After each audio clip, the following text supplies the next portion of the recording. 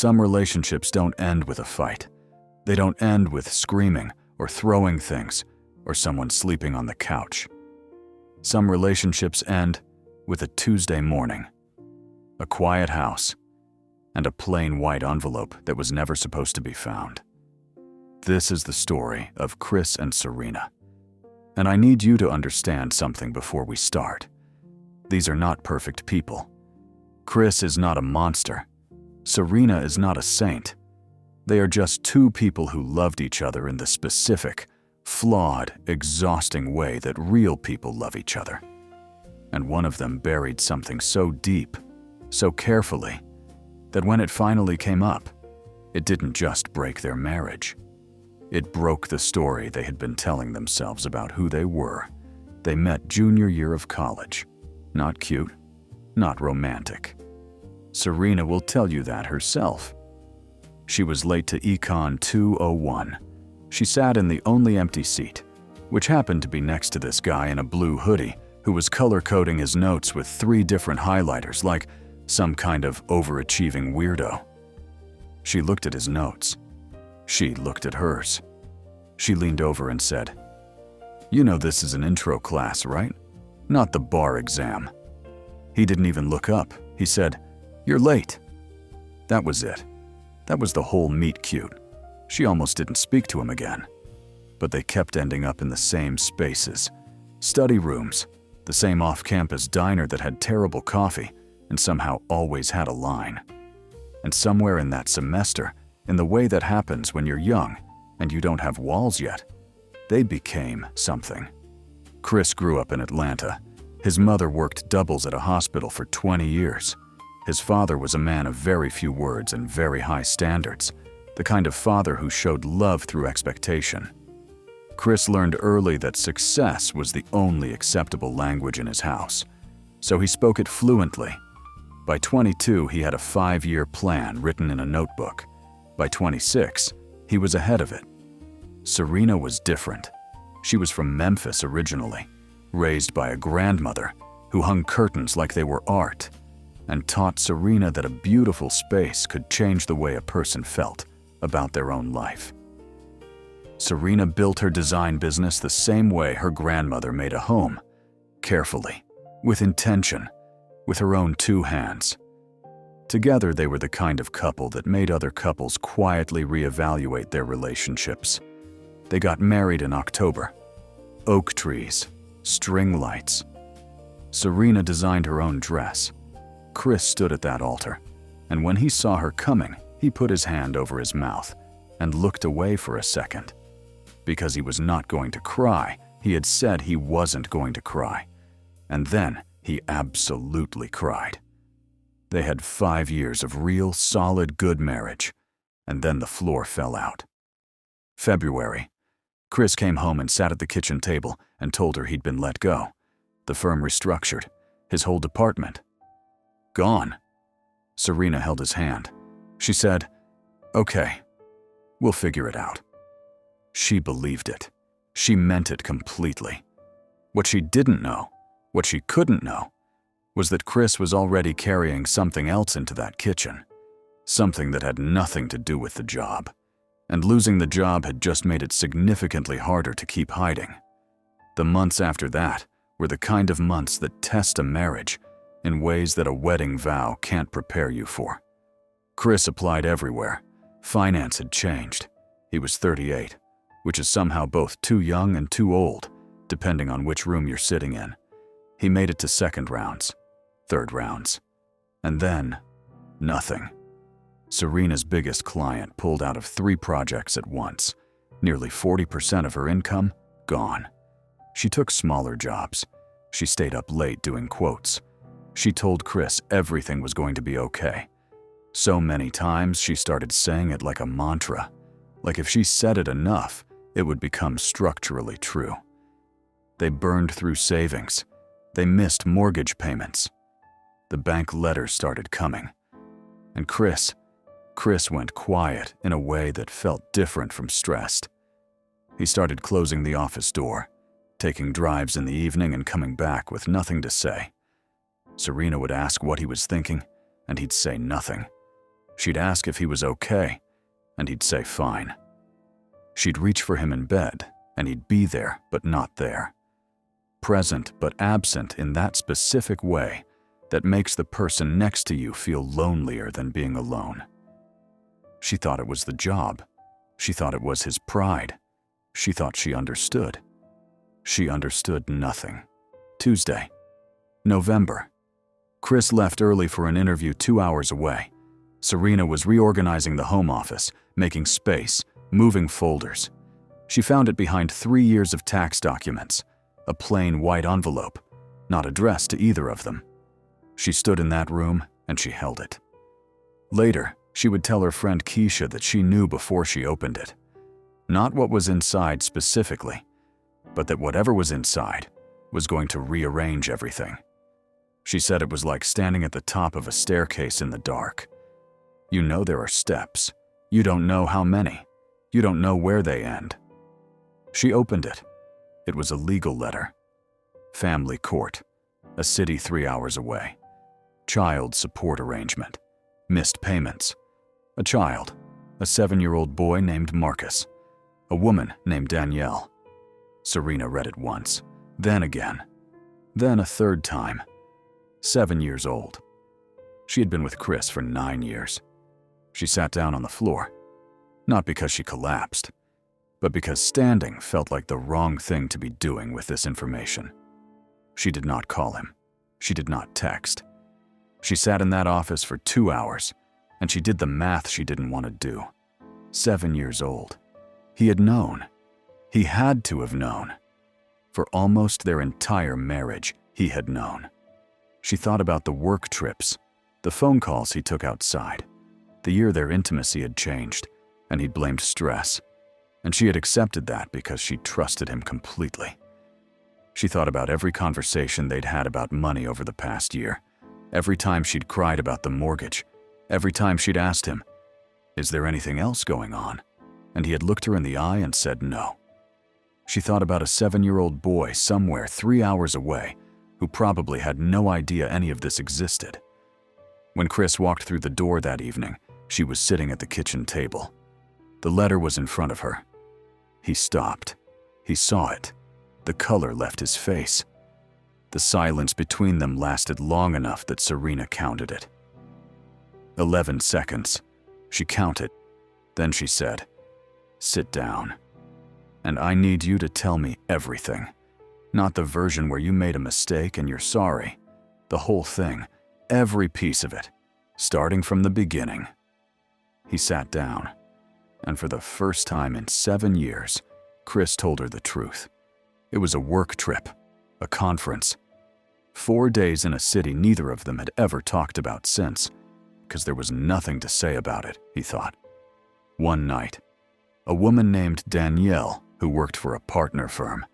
He said it like that one night, like the smallness of the time frame was supposed to do some work in her favor. He didn't know about the pregnancy right away. Danielle contacted him 6 months later. He panicked. He made arrangements, private transfers every month from an account Serena didn't know existed. He had managed it quietly for 7 years. Through the wedding, through their first house, through every anniversary dinner, every Sunday morning, every time Serena talked about maybe trying for kids. He had carried it the whole time.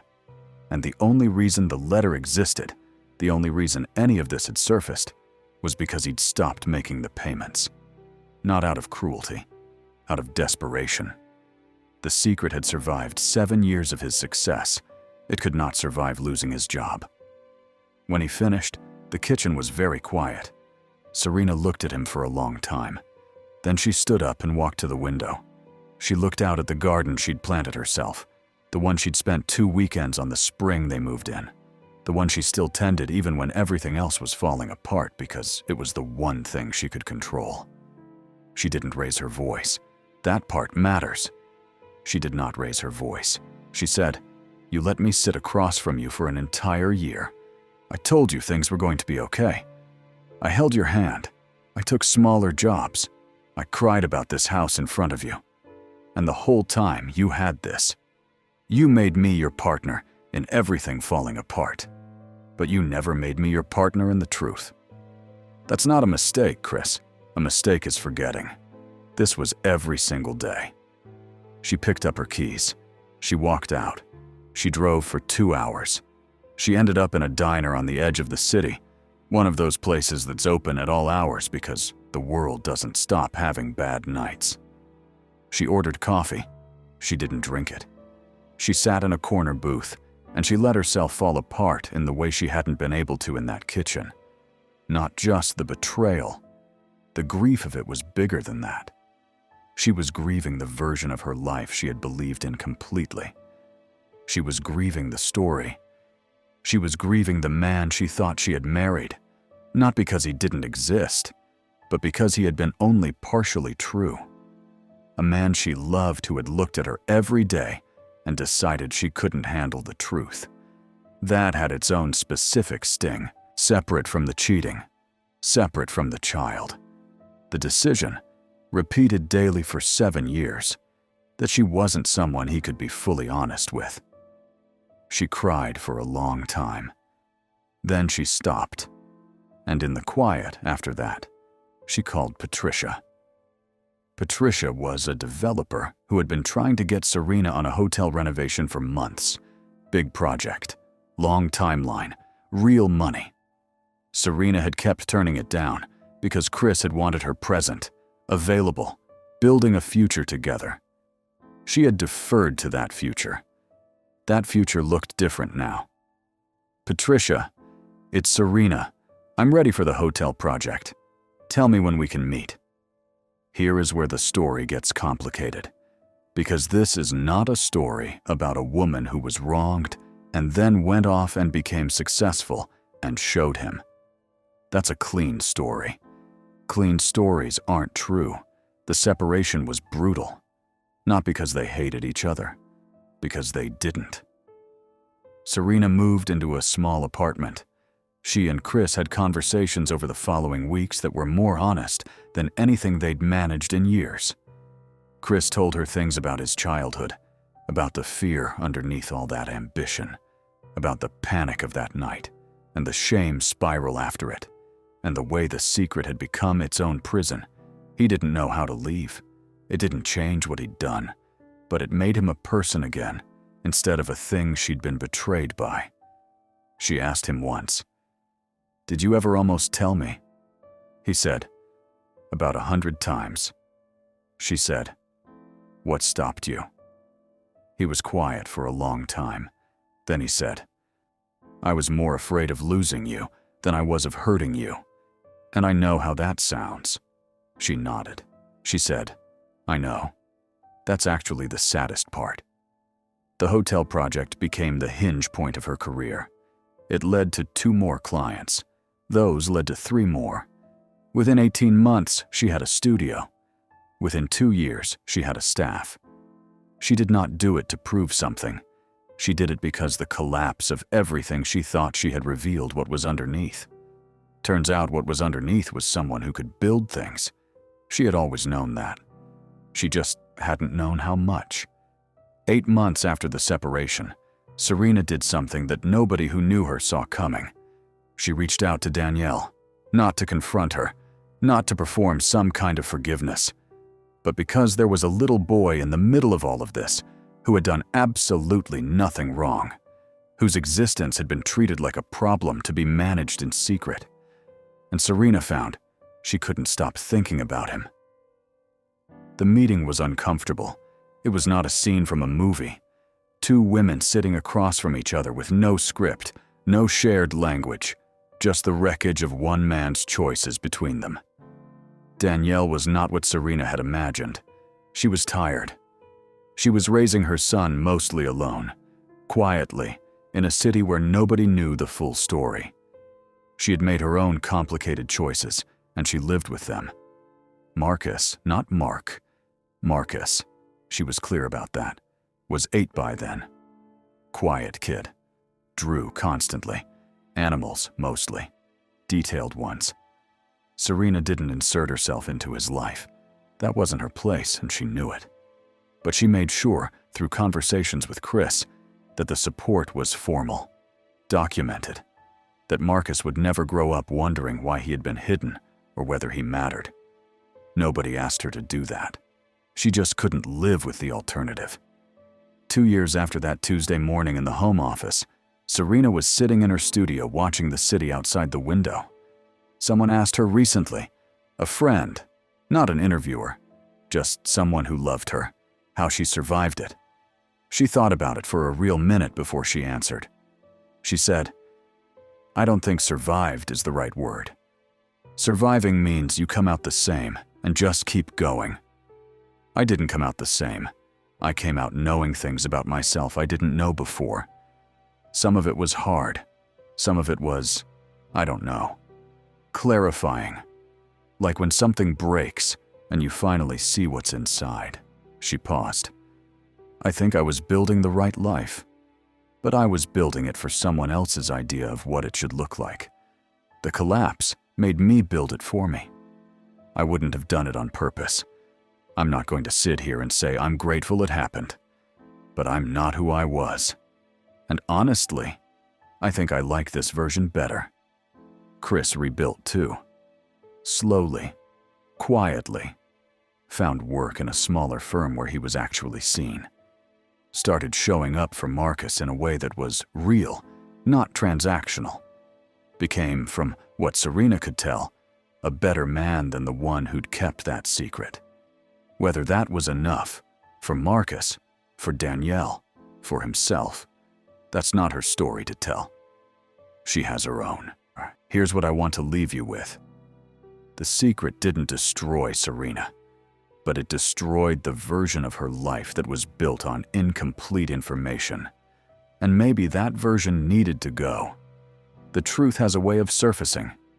Always. You can manage it, delay it, redirect it, bury it under 7 years of normal life. But it rises. And when it does, you find out something you didn't know before. Not about the person who kept the secret, about yourself. About what you do when the floor is gone and you're still standing. About whether the life you build after is closer to real than the one you had before. This is life with no balance. Every story has a breaking point. Some breaking points are also starting points. If this story moved you, hit subscribe. There's a new one every week. See you in the next one.